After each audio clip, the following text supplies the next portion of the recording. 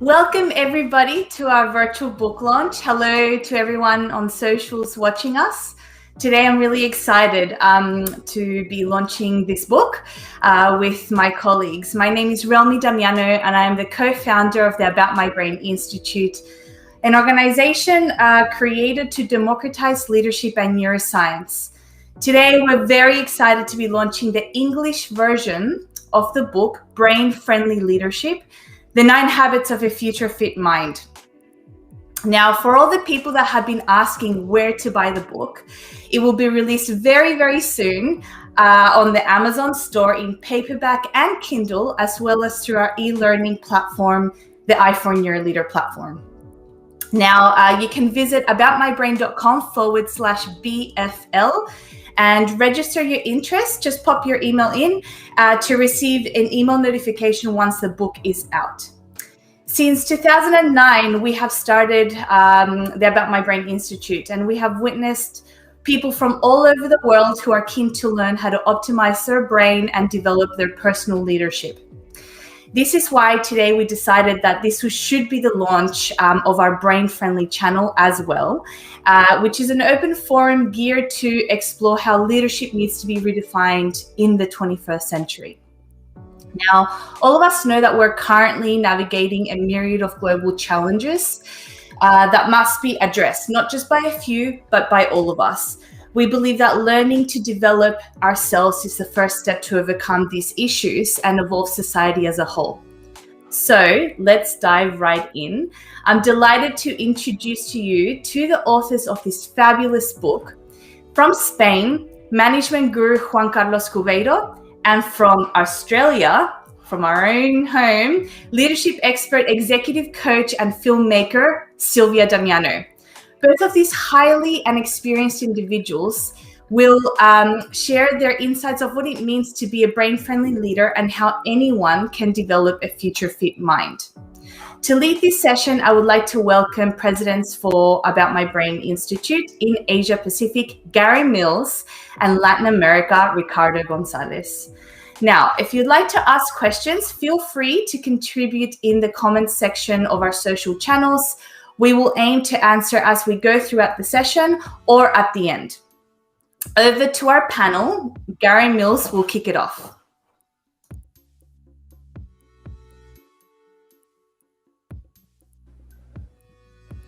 Thank you very much, Relmi, and good morning, good evening, good afternoon, everybody from wherever you are. I'm Garry Mills, President for About My Brain Institute in the Asia Pacific, and it's great to be with you.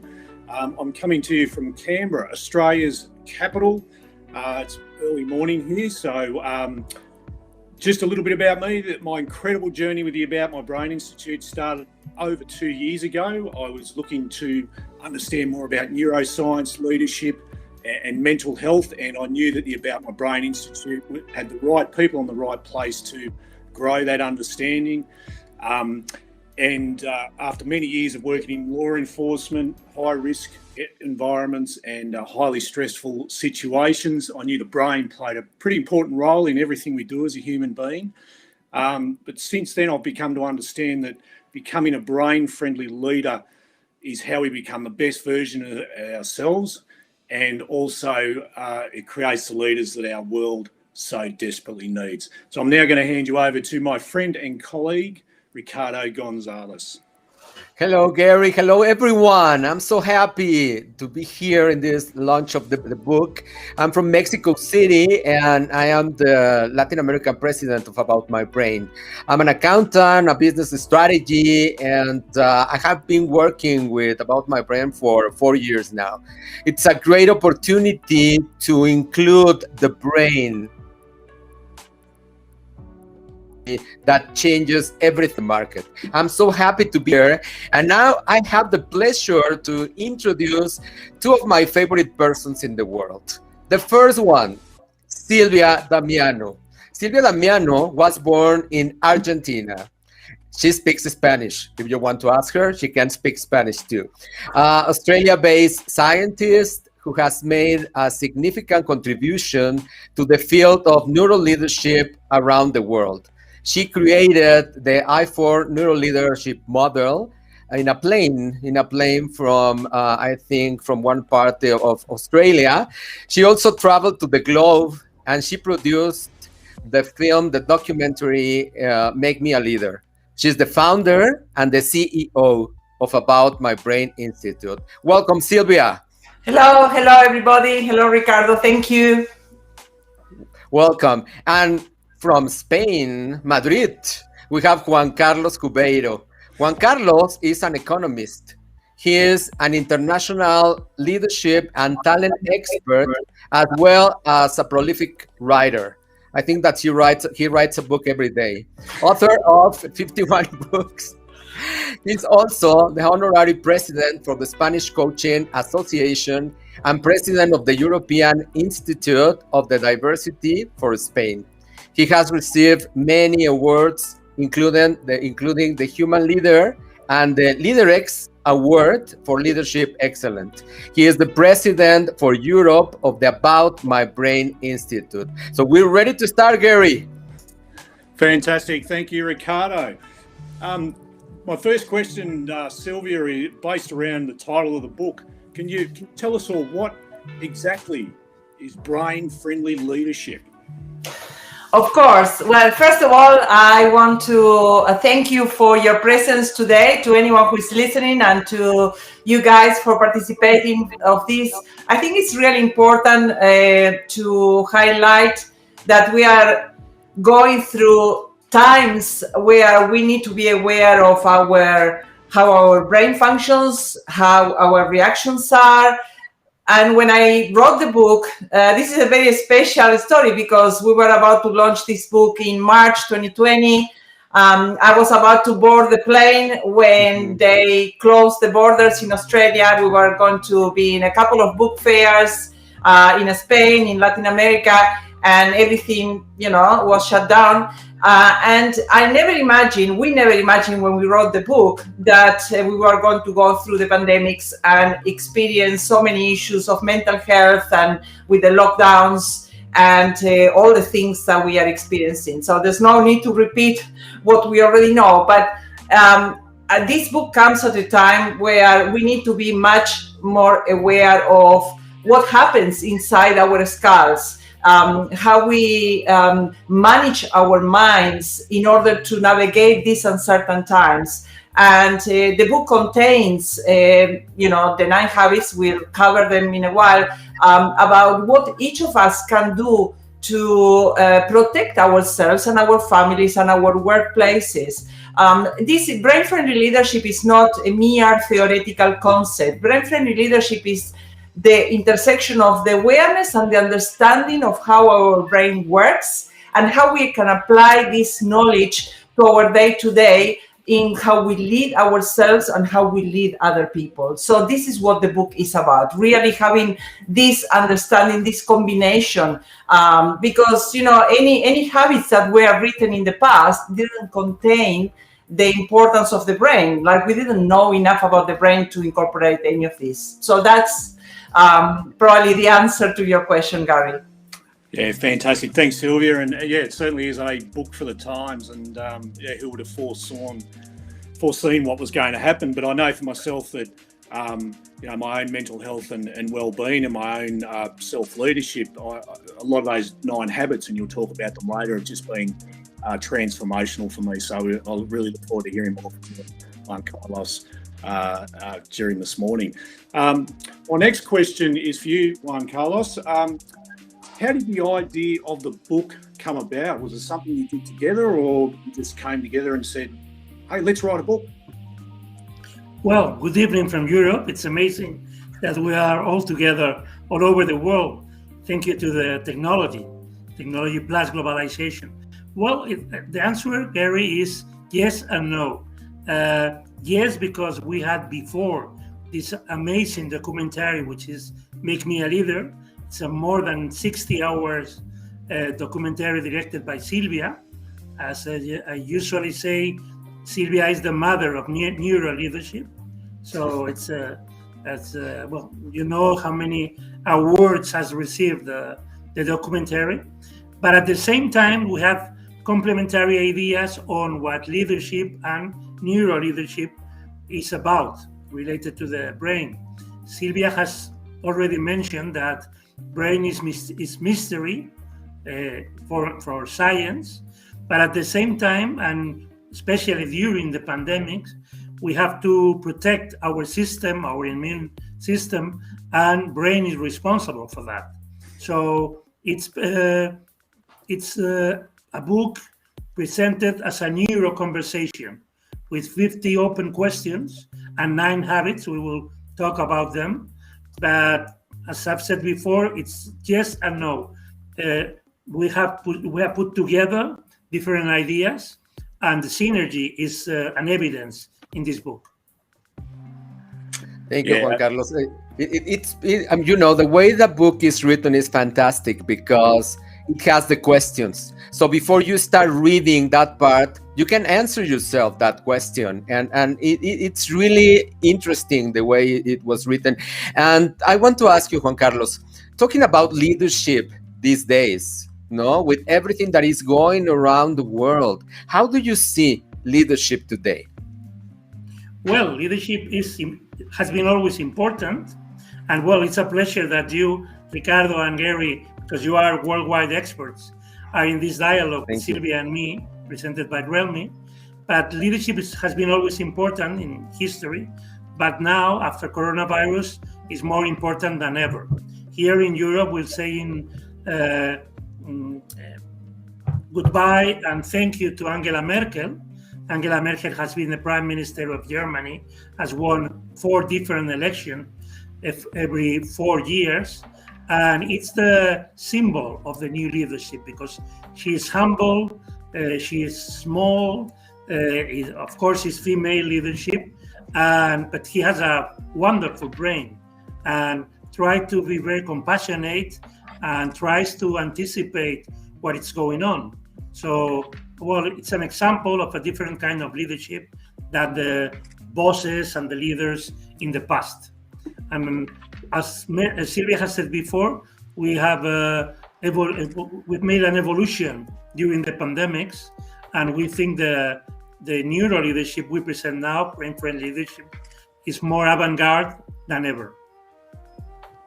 I agree with you, Juan Carlos, and you said that it's brain-friendly, and it gives you another view of what a leader is. Right, because it's not only the habits, that there are a lot of books about habits, but this time you're including, Sylvia and you are including the neuroscience studies that are available, and you take it into something that it's simple and that you can use every day. What do you think, Gary?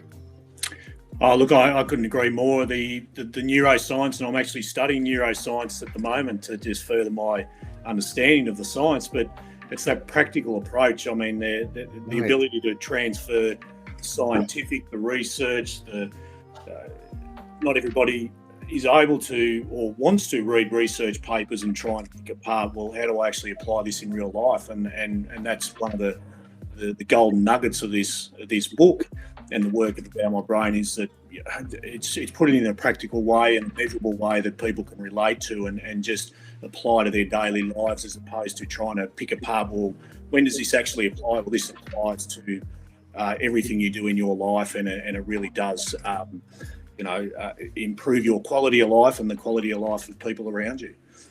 Absolutely. And Sylvia, this is a question for you. Tell us more about the book. What is it about and who is it for?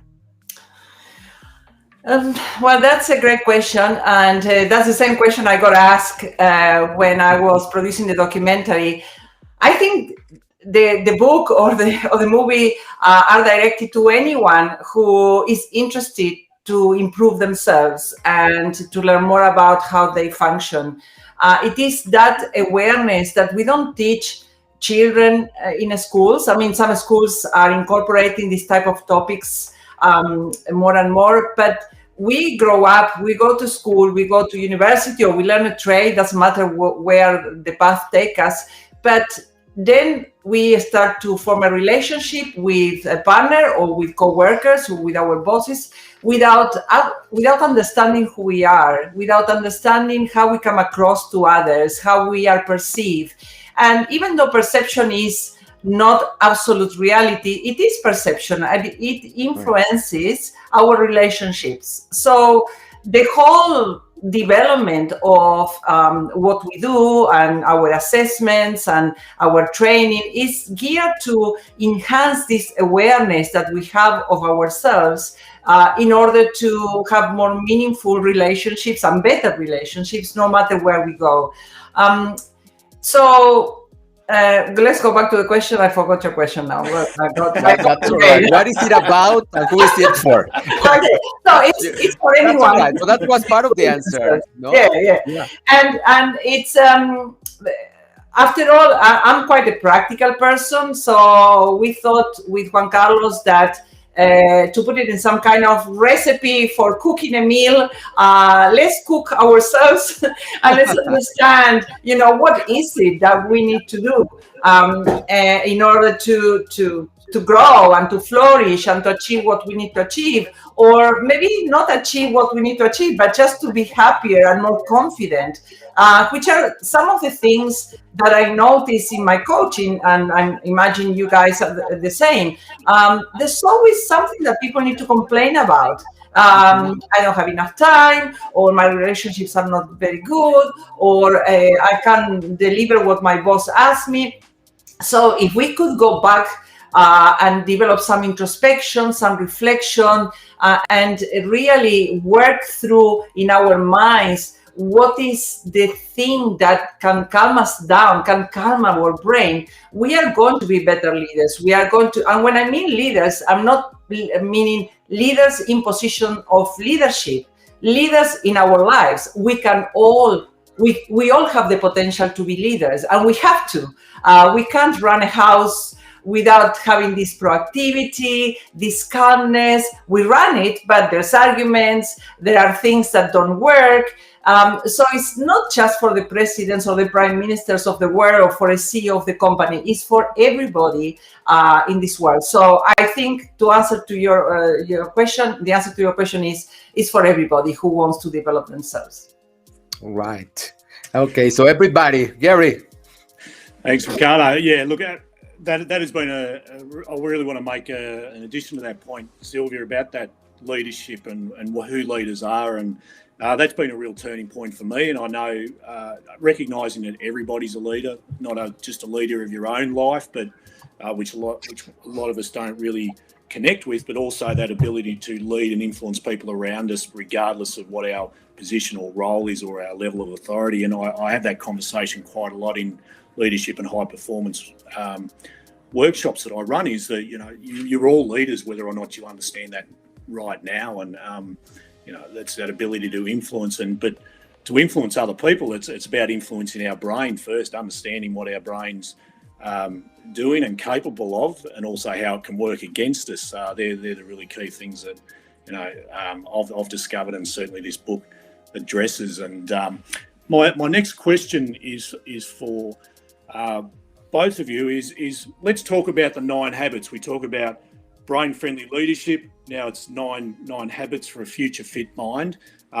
Habits are the things we do every day that we build into our subconscious eventually. But yeah, I'd love to hear more about the habits, the nine habits of the book. Okay, so as I said before, we have divided the habits into 3 groups. Habits of self-direction. So within this group, we have activating our purpose. And I want to hear from Juan Carlos for this one. Okay. Well, first of all, I want to connect this purpose with your practical perspective, which is very important, and the importance of leadership for everyone, as you've said, because it's not only for bosses, it's not only big organizations. We think that leadership, especially neuro leadership, is the difference between robots and humans.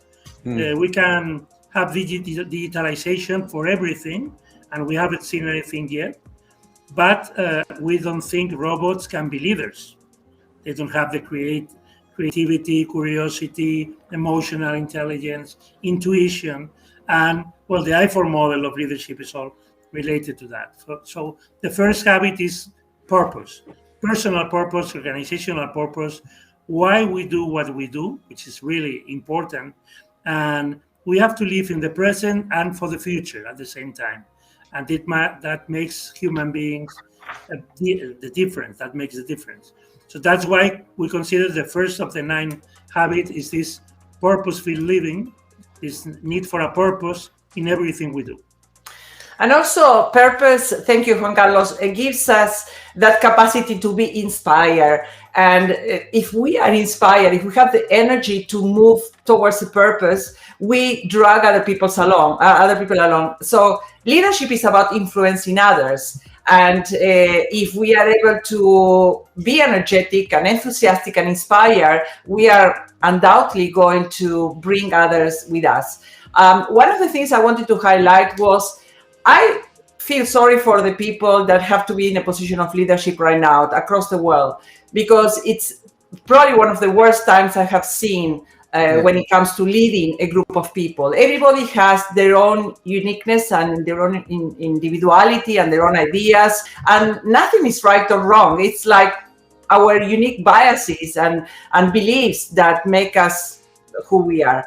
So what happens is, to lead in times where people have so polarized opinions is very difficult. And if you think about the brain and how the brain needs to relax in order to be more productive, the leaders that have been taking care of the situation for 2 years are probably exhausted. Their prefrontal cortex, the part of the brain who is the executive part of the brain and regulates and decides and empathizes, is absolutely exhausted. If we did some kind of a scan that can tell us that, we will realize. So, and people at home, people that are in lockdown situations with children that they have to teach or taking care of people who are sick, it is quite overwhelming. So one of the things that the habit number 2 is choose what we think. So when we are bombarded with the media, with news, with continuous change of plans, because people really don't know exactly what to do or what path to take, this is trial and error. It can overwhelm our brains, and suddenly we become quite negative and quite pessimistic. So choosing what we think from moment to moment is a discipline, it's a habit that we can all develop. That's the thing. If the news are affecting you, switch off the television. Don't look at your iPhone every day in the morning when you wake up. Choose how you're going to start the day in a different way. I know Juan Carlos starts the day with a 10-minute meditation, and that's enough to clear your head, I imagine, to choose what you're going to think for the rest of the day. Isn't that right? Yeah, absolutely. I agree with you, because whenever you have a purpose,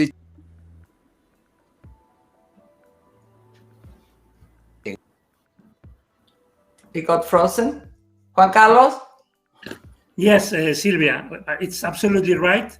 And well, we have the best of times and the worst of times, as Charles Dickens said in A Tale for Two Cities. We have to choose our idea, and it has to be a positive idea, because we have polarization, hate, this media all over. So we need positive ideas. And this is not theoretical, it's very practical. It's very practical, connected to our self-care, we'll see that later, our relations, and we can only be inspiring leaders if we choose these good ideas instead of the bad ones. Yeah. Well, Ricardo, we have you back. We lost you. Yeah, something happened. But I was saying that I love these 3 self-direction habits. And I have to say that the first time I thought that it was self-direction, but at the same time, when you have this self-direction and you share it with your group, it becomes that the group has a direction, has clarity, has self-care and everything. So for me, this habit is absolutely important. First, to have clarity. Second, to decide from everything you have in your mind, make it clear and choose one thing. And lastly, right, decide what you're going to do. Don't waste your time that you really want, and share it with your group, with your company. I always say Yeah, I always say it's not about time management. People tell me how they can get organized to do more things in a day. And I always say it's not time management, it's mind management. And this is what the book addresses, is how you can manage your mind from moment to moment in order to have more time. Exactly. It's time management, it's energy management, and it's mind management. It's true. And we have to visualize what we want, because for the brain, as you all know, there's no difference. They make no difference between what we think and what is real. You mentioned before, Sylvia, perception. So we have to choose again. We have to view the future, and we have to share this vision, as you, Ricardo, is mentioning now. So it's our responsibility to use properly the brain we have. The first two habits. Sorry, go ahead. I was just going to say on that visualization that I find that fascinating, because obviously professional athletes have used visualization techniques for many years. I mean, there's professional sports. Chicago Bulls have got a meditation and mindfulness sort of app on one of the program. The visualization. Do you think it's something that's becoming more widely used within leadership? Do you think it's something that I definitely think it's underutilized, but how do we bring that into our daily practice of visualization and visualizing the future in a positive way rather than that catastrophization that we often have? Well, I would like to invite one of the neuroscientific principles that I learned. And one of the things that I would like to acknowledge is I have learned a lot from amazing people in the field of neuroleadership around the world, okay? So we all learn from each other. There are amazing neuroscientists, experts in leadership that know so much.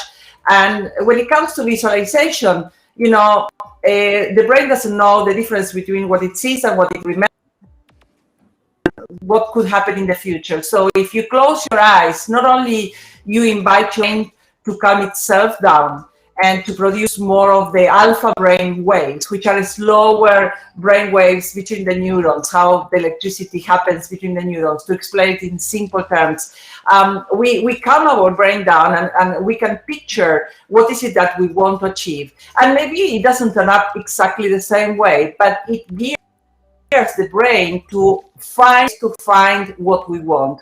There are many movies and books written about this. But how many of you actually visualize, and it could be a small little thing. How is my day going to pan out? What am I going to do? How am I going to celebrate it? How am I going to relate to the people? Because if you wake up in the morning and you're grumpy and you get, loaded with negative stuff, and it's not going to be a great day, but it's much better to get up, close your eyes for 10, 15 minutes, and visualize and breathe and imagine the capacity to imagine that we all have, how we want the day to look like. That's an important thing we can do. And this is a very a small example of what we can do, but there are many, many things we can do with visualization. Right, Sylvia. And visualization is not new in sports, as you, Gary, mentioned, especially in high-performing sports. But it's needed in leadership for all of us, because it's the connection as well, the third habit, with the habits of self-care.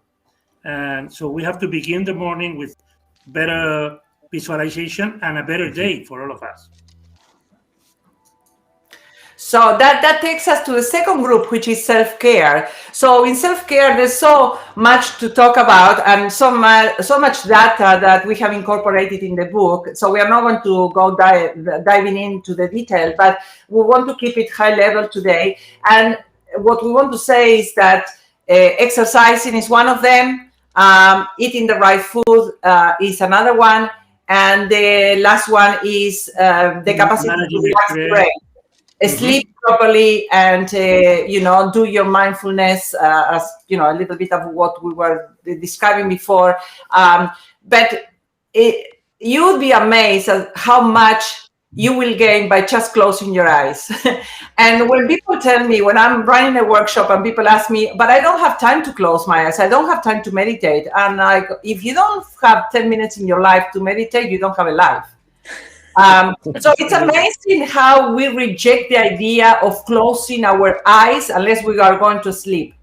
Close your eyes. If you're running from meeting to meeting and you don't take a break and you don't breathe and you don't imagine how the meeting will look like or calm yourself down before carrying on to the next meeting, you're not going to develop or demonstrate the best experience or the best part of you. We are going to be run by our emotions rather than by our our compassion, our flexibility, which is what organizations and teams need today. Yeah, something that I love about the book is about mindfulness, right? But it's not only that you have to meditate all the time, but you can take it to every day. Like when you take a shower, and then you can take a walk, right? And check all the surroundings when you're there. When you have this contact while you're doing something.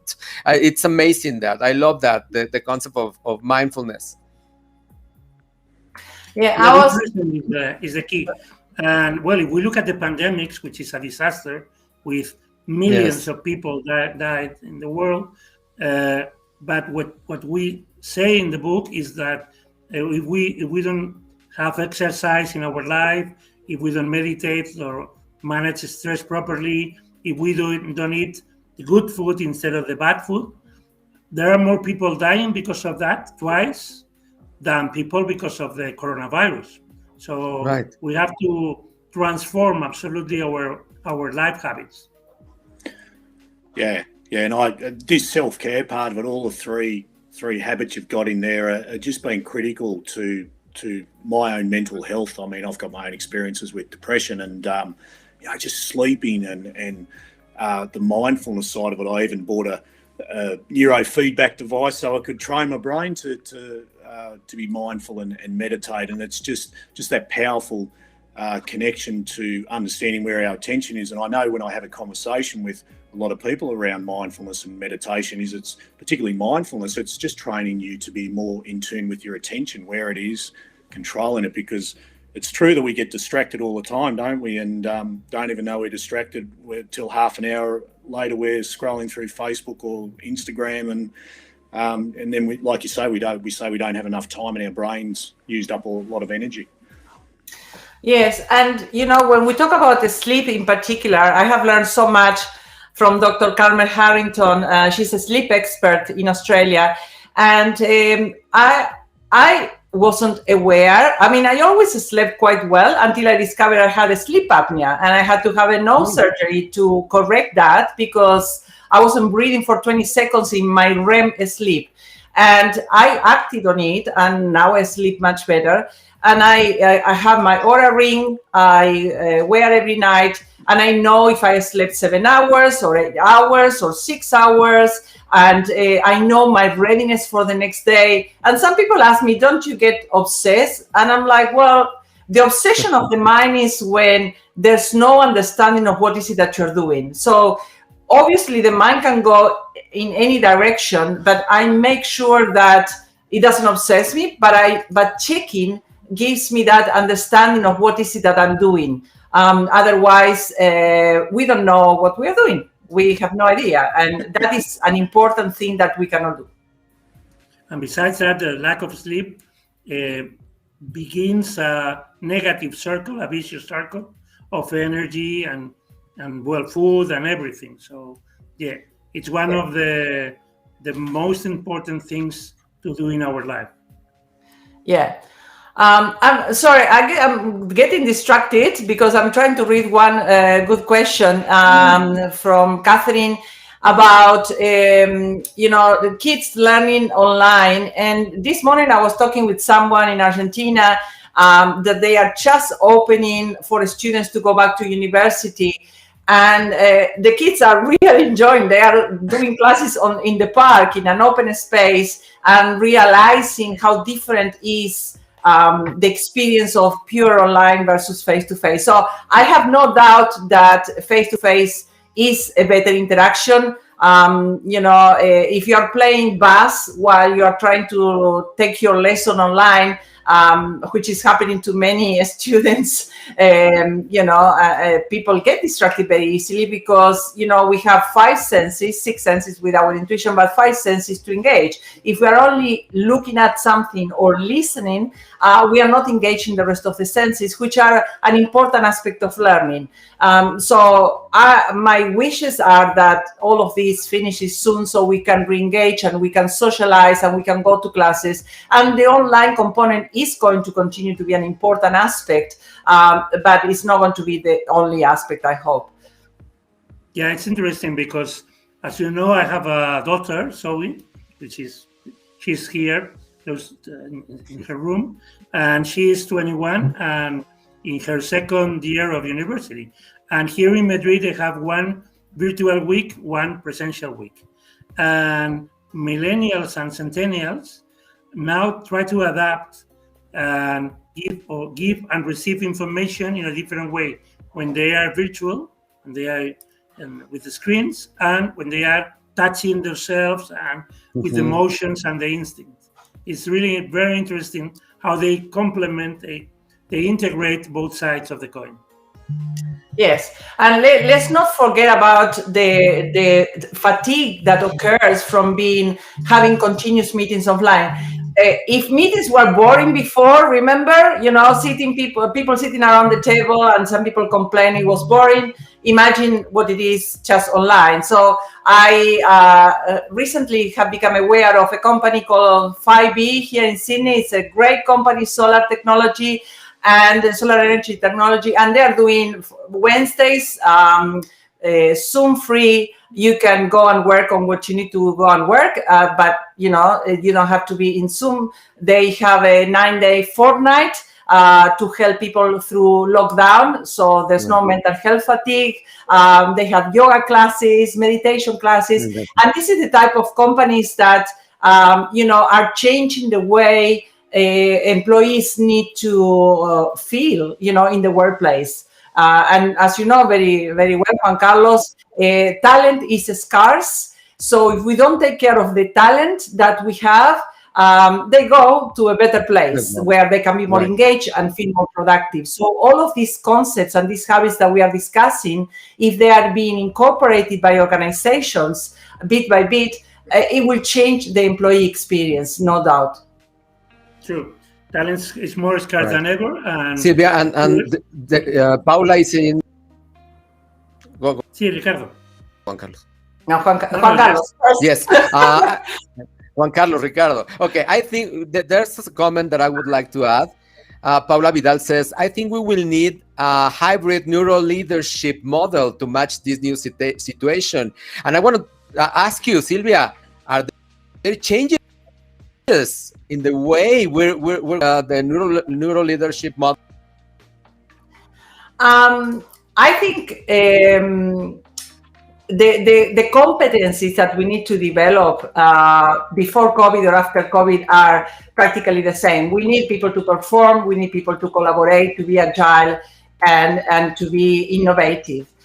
So I don't think the competencies have changed. Maybe the way we develop these competencies may be a hybrid, and it will depend on the HR director and the CEO of each company to be aware of this and to really push the basic strategies to engage people, I would say.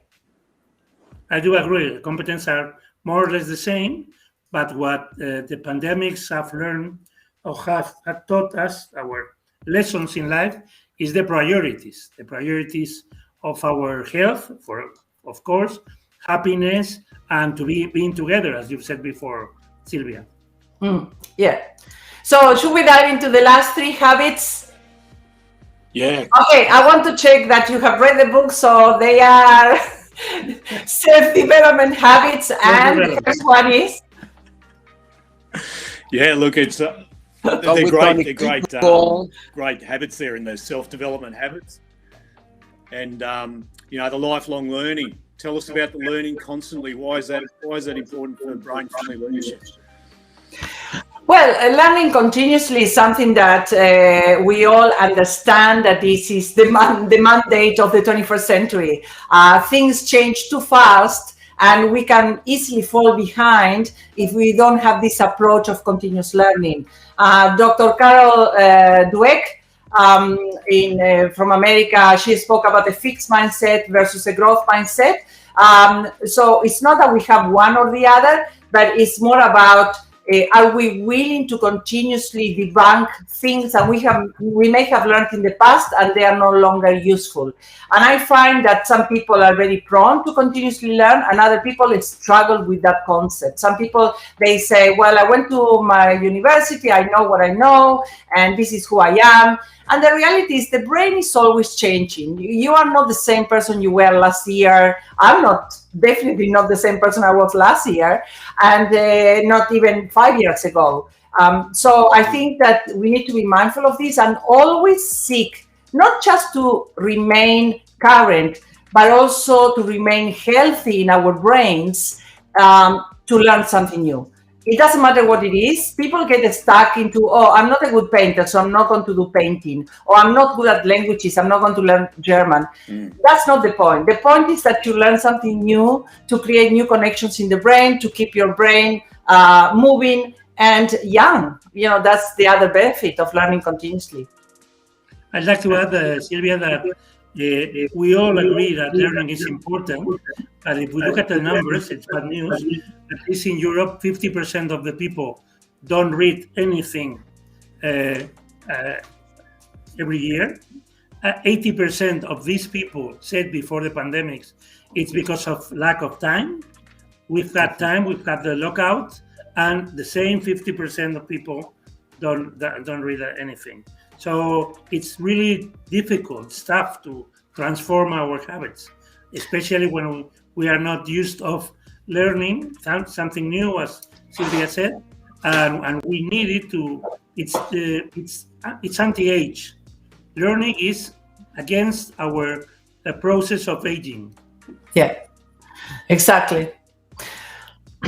So the last two habits are mixing with tonic people, not toxic people, and intelligent optimism. So would you like, Juan Carlos, to go ahead and explain them? Thank you, Sylvia. Well, toxic people are around us. Maybe 40% of the people we have close are toxic because they complain, because they are negative, because they are extremely sad all the time. And we have to be with tonic people. We need the best energy from these people around us, and we have to give the best energy to these people. So, of course, these toxic people deserve some opportunities, but not more than that, because if not, well, we know from neuroscience, from science in general, that it can cost us 10 years of life. So we need to be with good people in general terms, not with the bad ones. And once again, to this concept, if you allow me to interrupt you, Juan Carlos, there's no right or wrong or good or bad people. It's just during our lives, you know, we all go through lots of experiences. Some are good, some are not that good, some are really bad. And that creates, you know, trauma that sometimes we don't deal with. And then we become bitter or resentful, and we go and spread it to everybody in the office. So many people ask me, what do I do if I have a toxic boss? And I don't even like the term toxic because it's not toxic. It's someone whose brain, is not functioning in the best possible way. And it could be a combination of brain dysfunction, or maybe it's just psychological issues that people have developed over time. But unfortunately, some people become so toxic or so difficult to deal with that sometimes people have no escape. They have to look for another job, or they have to look for another relationship. So we are not going to analyze the different types of personalities today, or the different cases. But the reality is, it's important to protect your mind. If you are dealing with someone that affects you on a daily basis, there has to be another avenue for you to explore and to see, or to seek help, and just to move away from that person that maybe needs treatment, needs therapy. So I think that we all know this, but for some reason we get stuck in situations that we don't have the courage to change. And, sometimes it requires a lot of courage. It has happened to me. We become devoted to a person that we want to help to change, and that doesn't work. People need to have the insight by themselves. And, if you are not a therapist, if we are not therapists, or we are too close, that is not going to work anyway. Yeah. True. It's important to protect our minds. There's always hope, but at the same time, because of feeling guilty, responsible, or whatever, sometimes we don't protect our minds properly. So this is the message we want to send. And I don't like toxic, the word toxic as well. But it's very clear, very graphic that we need to be with tonic people, to have our something best. Something that I would like to ask about this is how tonic you are. First, look at yourself, right? Be conscious about yourself, because it's very easy to say that person is tonic, that person is toxic. But what about starting with you? No, what about being conscious of who you are? If you really have the characteristic of a tonic or of a toxic person, and work on you first. And that's why you have these habits that you can start using and implementing them. True. Yeah, couldn't agree more. And we have optimism, which is, as Martin Seligman taught us, a style of explanation of reality. If we are more optimistic, and we measure that, as you've said, Ricardo, related to our self-assessment, right? If we are intelligent, optimistic, we see the good things, and we have gratitude for that. And at the same time, we look at opportunities for improvement. That is not, again, bad or good. We are in dynamics, and we have to do the best we can. And that's why we have to begin with the good news, and then we have to try to change the bad ones. Yeah. So basically, these are the 9 habits, and there's a lot of information containing each of the recommendations of the habits. But I would say that if you go through them, choose the one that you feel you need the most to start with, and focus on developing that one. We know that habits don't develop overnight. For some people, it can take longer than the famous 21 days that we used to talk about. And it depends on, where you're at in your life and how committed you are. But when you have these New Year's resolutions and you want to do a list of 20 things we give up, in less than a month, the habits are the same thing. Choose one thing, focus your mind, and go for it. Don't try to achieve many things, because the brain has this potential to focus, and attention and focus is one of the things that are failing us more than ever.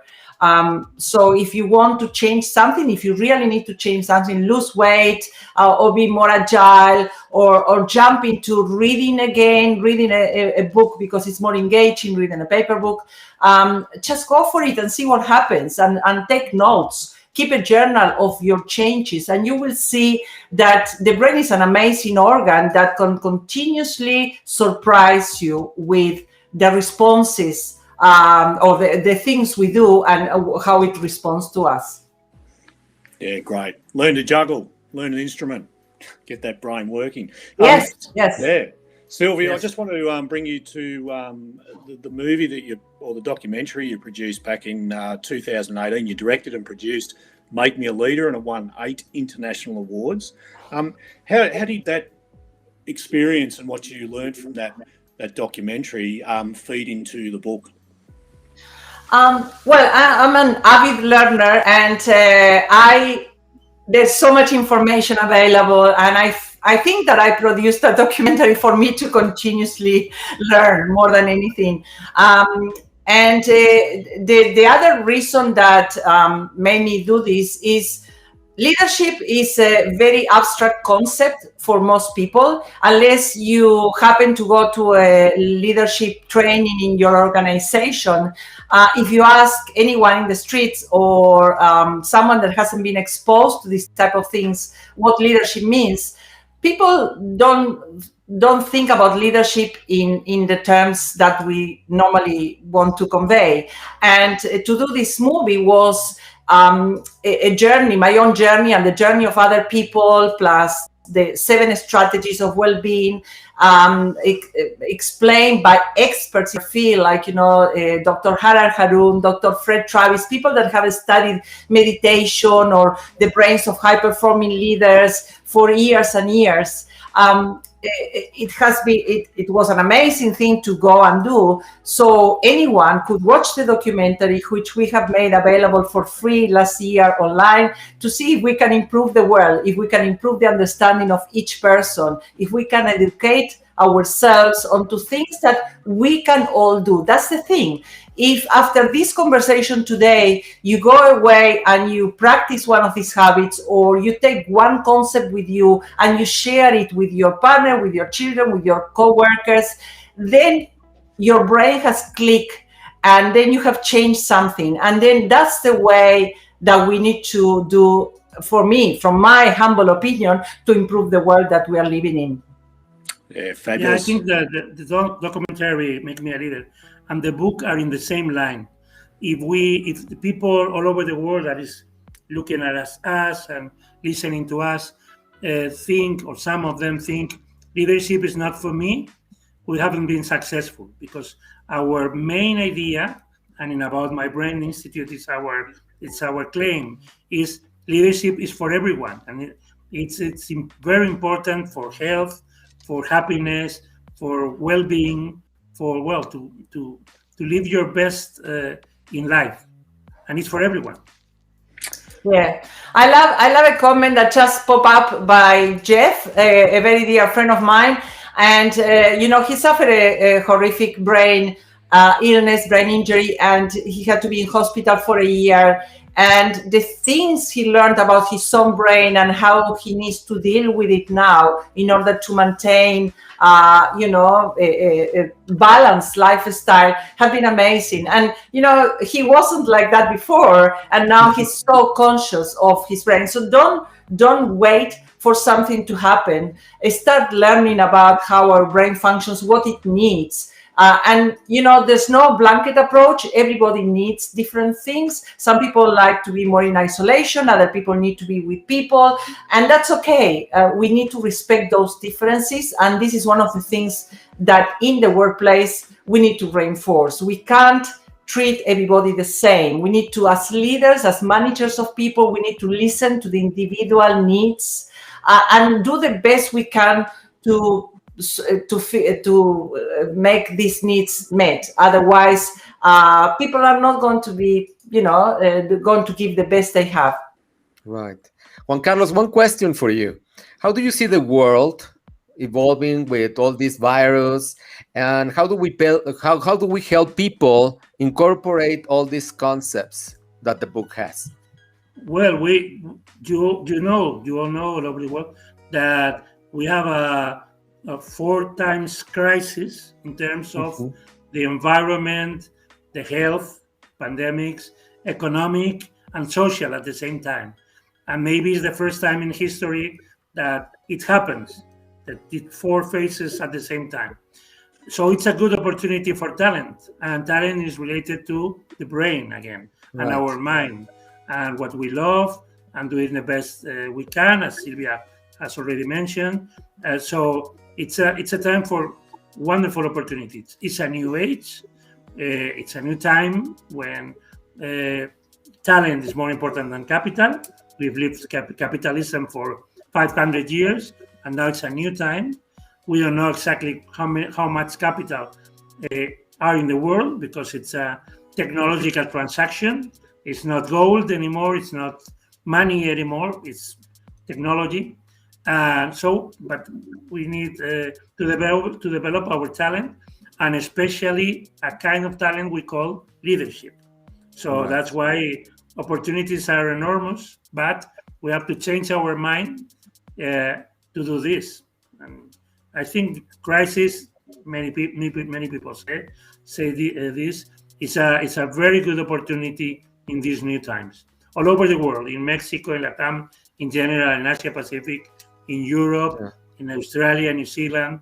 We've seen the case of Angela Merkel, Jacinda Ardern, female leaders that are changing the possibilities of their nations. So I think it's something we have to be very hopeful if we do it properly. Absolutely. Great. And to draw on those opportunities, Juan Carlos, Sylvia, do you think organisations are ready to develop a brain-friendly culture, and are business schools actually educating people in brain-friendly leadership? That's a great question. And I was working for a bank in Australia when the concept of emotional intelligence came about.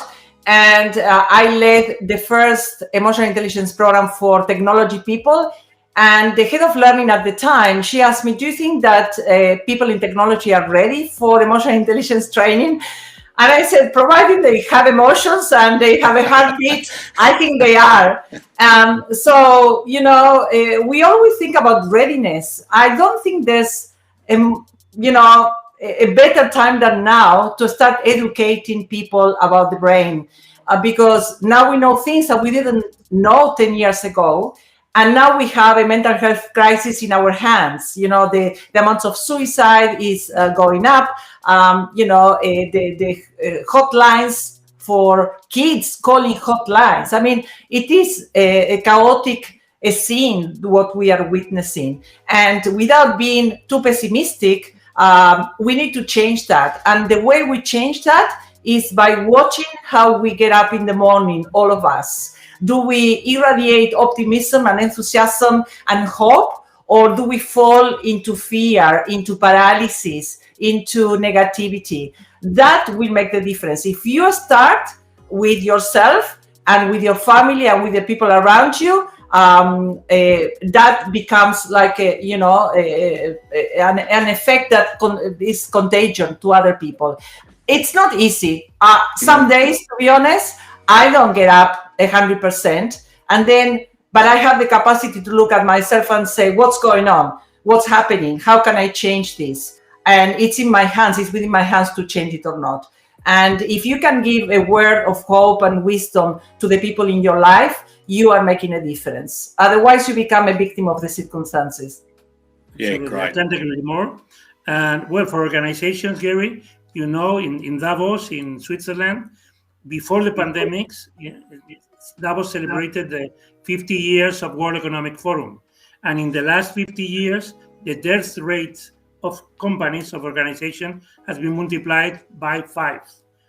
It was 70 years, half a century ago. And before the pandemic, it was 14 years old, 14 years, the life expectancy of the company.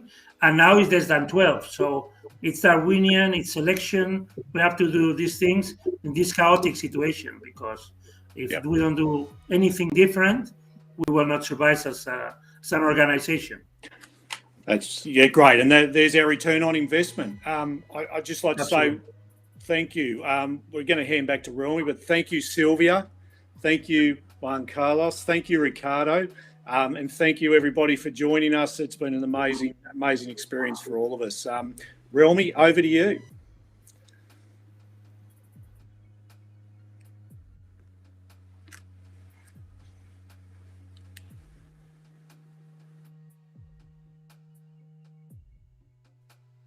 Wow, what a wonderful session. Thank you to the amazing panelists for all of your wisdom, for your insights. That was a great discussion. And also to everyone that contributed on our social platforms. Thank you for asking questions, making comments. We really appreciate it, and connecting with us today.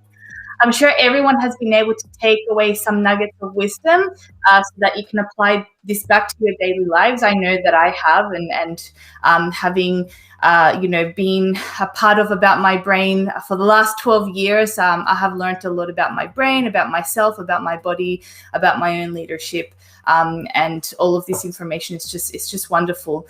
Now, like as I said at the beginning of the session, the book will be available for purchase on the Amazon store soon.